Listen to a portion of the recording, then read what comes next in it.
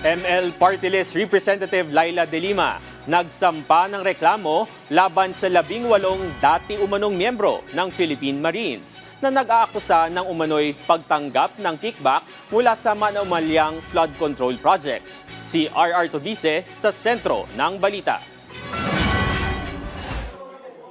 Formal nang naghain ng libel at cyber libel complaint sa National Bureau of Investigation si mamamayang Liberal Party List Representative Laila De Lima at ang pari na si Father Flaviano Villanueva laban kay Attorney Levito Baligod.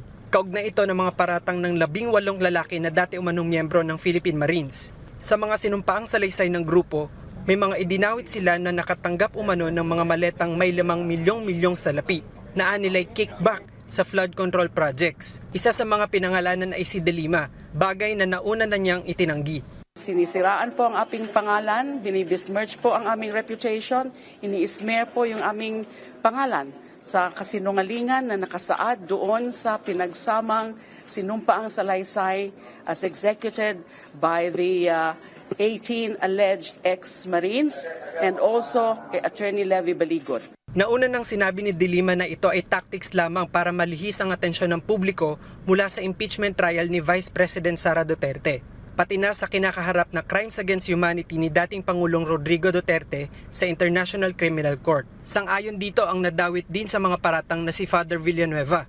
Tingin kong agenda dito ay isinabay nila sa ginagawang investigasyon ng ICC.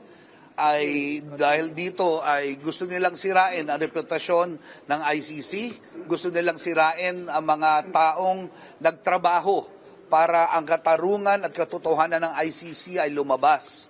Naghain din sila ng perjury complaint sa Department of Justice laban sa 18 lalaking nagpakilalang mga dating Marine. Nilinaw ni De Lima na hindi kasama si Baligod sa hiwalay na reklamong ito. Ayon naman kay NBI Director Attorney Melvin Matibag, agad nilang tututukan ang mga isinampang reklamo. Pero meron din siyang nilinaw tungkol sa mga maling impormasyong kumakalat kaugnay nito. I want to correct the news na sinasabi na there are 100 na lalabas. Mali yun. Sinabi ko, 100 yung kinausap. Out of sa 100 na kinausap, apparently there are 38 na pumayag, 18 yung lumabas. Sabi ko, baka may 20 pa na lumabas. Nauna namang ipinahayag ng Philippine Navy na 4 sa 80 lalaking nagpakilalang mga Marines ay hindi naman umano naging miyembro ng hukbo, habang ang ilan naman ay na-discharge na sa serbisyo.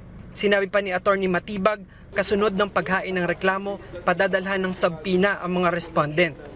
RR Tobise para sa Pambansang TV sa Bagong Pilipinas.